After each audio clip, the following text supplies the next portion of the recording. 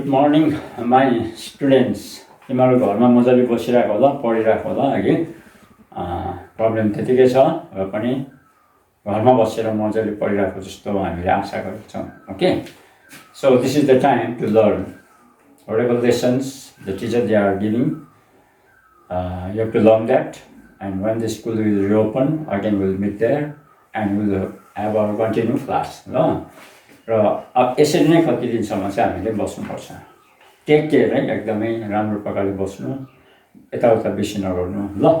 आज टुडे हामी फेरि च्याप्टर 3 को अर्को रेभिलियन पढ्छौँ, फकिर र सन्यासी रेभिलियन. सन्यासी रेभिलियन एन्ड फकिर रेभिलियन हामी पढ्छौँ, जो चाहिँ स्टार्टेड इन द इयर 1763 र 1800 सालसम्म भएका थिए.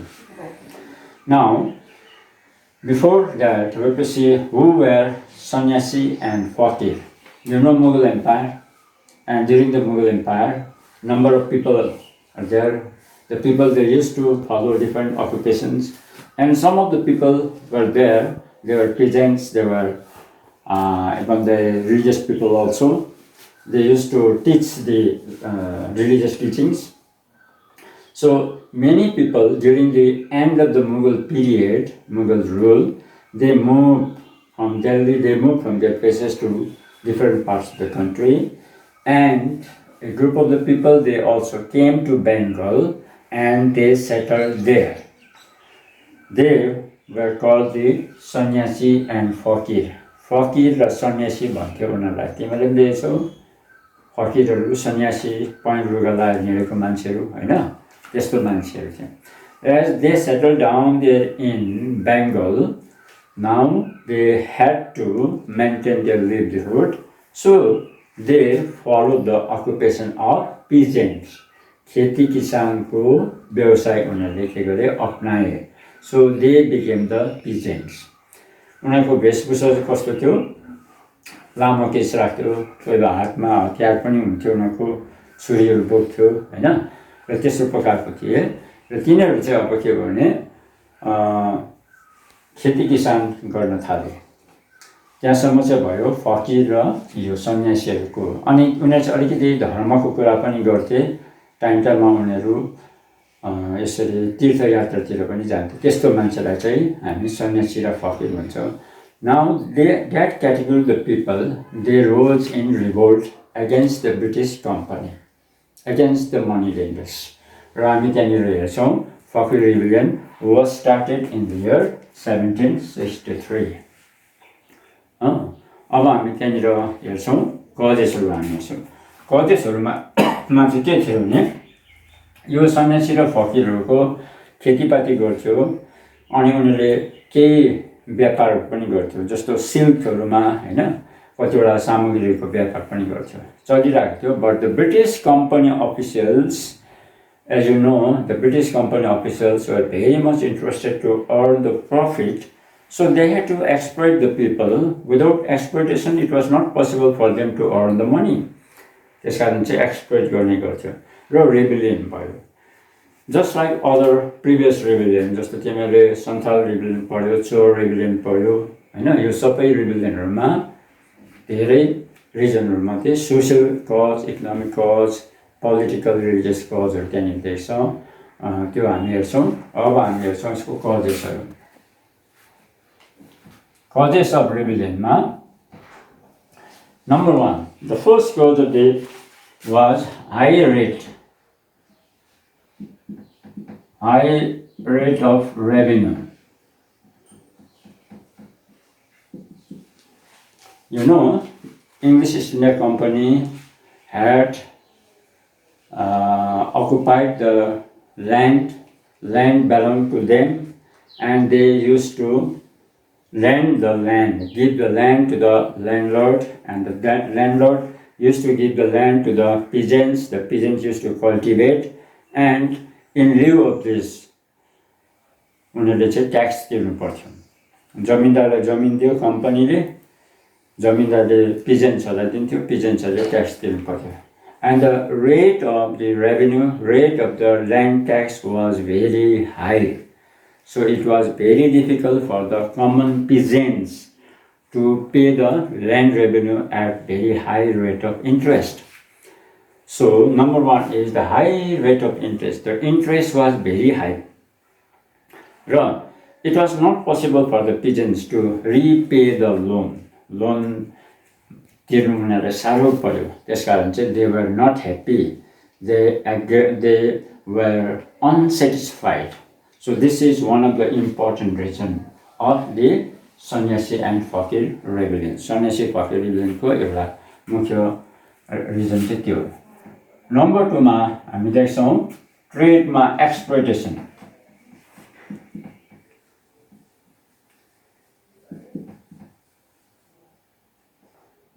Exploitation too.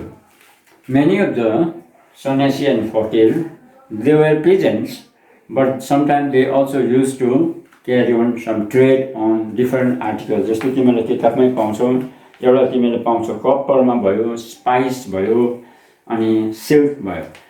These are the common items of the trade, हैन, व्यापार हुन्थ्यो.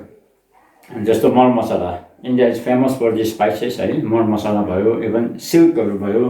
अनि यस्तोमा चाहिँ यिनीहरूले व्यापार गर्थ्यो. That means they used to supply these commodities, raw commodities to the company officials, to the traders, हैन. But the company officials, even the big landlord, even the big business people, rich business people, they used to pay less amount of money to them as the cost of the raw materials.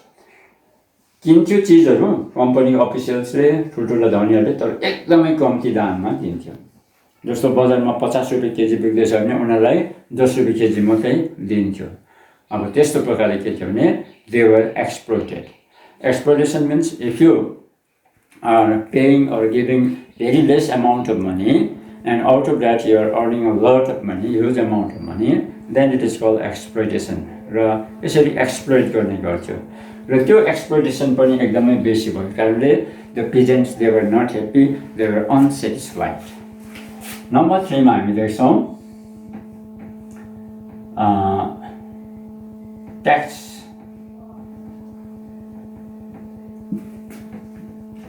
On pilgrims. अब third मा चाहिँ हामी के देख्छौं, as I told you, the Sanyasi and the Fakir, they were also religious minded people. र उनीहरुले के गर्थ्यो भने उनीहरु वर्षै पछि चाहिँ तीर्थ यात्रा जान्थ्यो. That is called pilgrimage. They used to go to visit the different shrines, temples, etc. हैन, even the mosque also. So they used to visit and they used to teach the people also. And it was not liked by the company officials. तब के गर्यो भने company officials had passed a law, and according to that law, the tax on pilgrim was imposed. अघिसम्म तीर्थयात्रा जाँदाखेरि tax तिर्नु पर्दैन थियो, तर अब चाहिँ पिल्ग्रिमेज ट्याक्स अन पिल्ग्रिमेज चाहिँ लगायो. एक्स्ट्रा ट्याक्स चाहिँ तिर्नु पर्यो. म मेरो धर्मको विचार अनुसार म त्यहाँनिर जान्छु, तीर्थयात्रामा जाँदाखेरि मलाई ट्याक्स लगाउने, मैले ट्याक्स तिर्नु पर्ने, त्यो भयो. And especially the company officials wanted to stop the movement of this category of the people. यिनीहरुको चाहिँ अब यात्रा गर्नु चाहिँ उनीहरुलाई ब्यान गरिदियो र जो जान्छ उनीहरुले चाहिँ ट्याक्स तिरेर गर्नुपर्ने भयो. र त्यस्तो प्रकारको चाहिँ के भयो, यिनीहरुले चाहिँ एउटा ट्याक्स लगायो, त्यसलाई चाहिँ हामी पिल्ग्रिमेज ट्याक्स अथवा ट्याक्स अन पिल्ग्रिम भनेर भन्छौँ. So Sanyasi and the Fakirs who used to go to the pilgrims annually, now they were angry, they were unsatisfied. They asked, why did the company official impose tax on us? So they were not happy. So that is also another important reason. अर्को हामी reason देख्छौं exploitation by money lenders, landlords, etc. And we can say company officials also.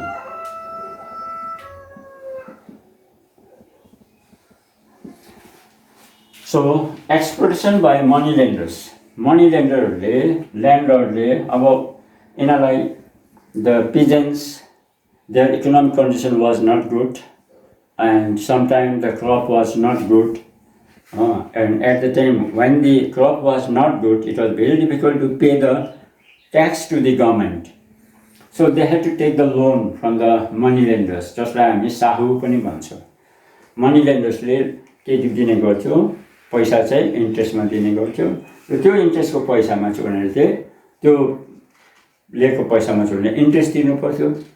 अनि interest तिर्दाखेरि चाहिँ it was not possible for them to pay the interest on time, and in such cases their lands, even their properties, even their domestic things were also taken by them. Money lenders ले घरमा गएर loan तिर्नु सकेन, गाई बाख्रा बढाएर लगिदिन्थ्यो, केटाकेटी नै लगेर जान्थ्यो, त्यस्तो थियो. That type of exploitation was there, हैन.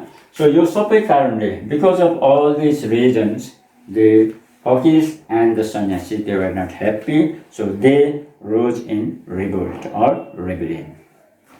Because of many reasons, the Fakir and Sanyasi revolution was started in the year 1763 and it continued up to 1800 सालसम्म यो चलि नै रह्यो हैन. अनि यसमा के भयो, that is courses or events and person. Courses of events मा चाहिँ के छ भने, as the Fakirs and Sanyasi, the peasants were not happy, so they rose in rebellion, and many other categories of the people, many of them, the soldiers were there, who were without any occupation. The soldiers under Mughal Empire, अब उनीहरू चाहिँ dethrone भएको थिए, उनीहरू चाहिँ कामदेखि अब उनीहरूलाई छुट्टी दिएको थियो. सो त्यो खालको पिपल, त्यसपछि सँगसँगै अरू कमन पिपलहरू थियो हैन, अनि गरिब मानिसहरू थिए हो. अनि सबैले चाहिँ they were also economically, their condition was very poor. They were exploited also, so they also supported this rebellion started by the Sanyasi and Fakir हैन. र Sanyasi को Fakir को rebellion चाहिँ उनीहरूले पनि स्टार्ट गर्यो र यो चाहिँ 1763 मा ढाकामा सुरु भएको हो. ढाका चाहिँ अहिलेको हो भने त्यति बेला चाहिँ there was no Bangladesh, combine थियो है. अहिले चाहिँ अब बङ्गलादेशमा पर्छ ढाका. 1763 मा त्यहाँनिर सुरु भयो. अनि लिडर्समा चाहिँ हामी देख्छौँ, एउटा चाहिँ हामी देख्छौँ मजनू शाह देख्छौँ, मजनू शाह, भवानी पाठक इत्यादिहरू देख्छौँ, etc. etc. So they were leaders, and there were number of other leaders also. जस्तो अब हामी पाउँछौँ चिरागले पाउँछौँ, त्यसपछि मुन्सी शाह भनेर पाउँछौँ हैन, तिनीहरू. अनि it was started from Dhaka, then it spread to other parts of the country, other parts of Bengal. जस्तो हामी देख्छौँ बागुरा भन्ने ठाउँमा, त्यसपछि मालदा, त्यसपछि रङपुर, Dinajpur, Mymensingh, Faridpur, Cooch Behar. You will find in all this in your note, okay, don't worry. र यो ठाउँमा चाहिँ त्यसको मतलब चाहिँ from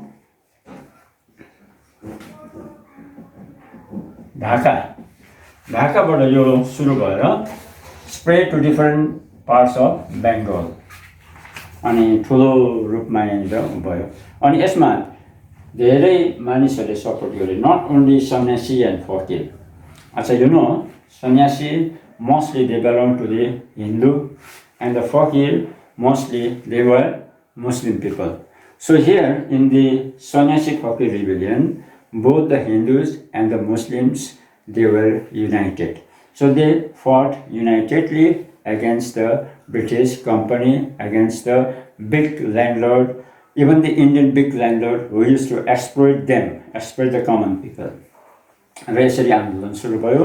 अनि त्यो आन्दोलन एकदमै विराट भएको.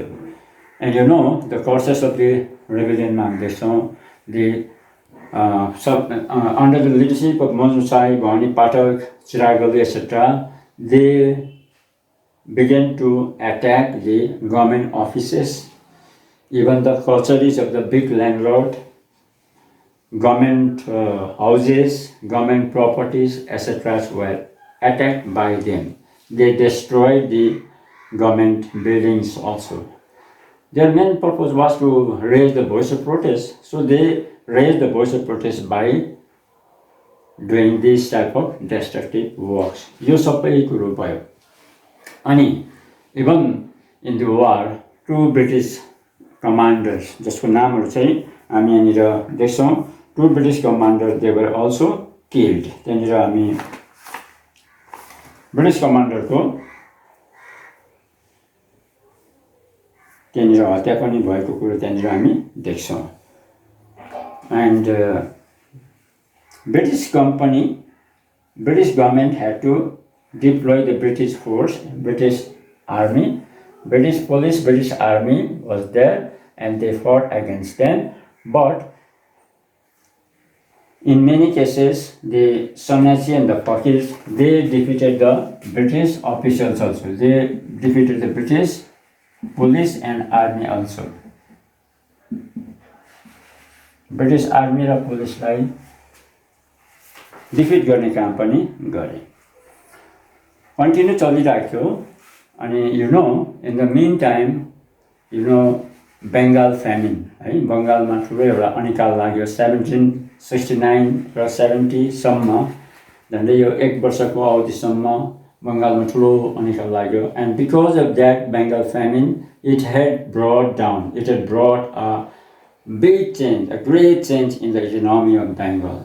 The economic condition of the people of Bengal was totally destroyed. That means economically the people, they had to suffer a lot. Even the government also became helpless.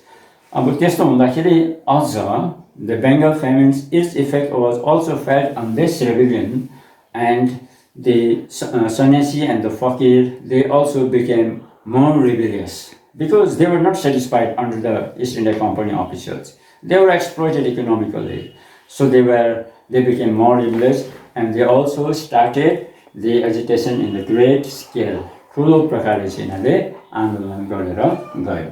यस्तो थियो. तर अन्तमा के भने it was not possible for the Fakir and the Sanyasi to continuously fight against the British government, British company, because company officials, their weapons, their technique of war was different. It was highly scientific, more improved. Whereas यतापट्टि देख्छौँ हामीले सन्यासीहरूले फकिरहरूले के भयो, काँड बोकेको थियो, उनीहरूको एउटा भाला थियो, एउटा चुप्पी थियो, त्यतिले फाइट गर्थ्यो. So it was not possible for them to continue the war.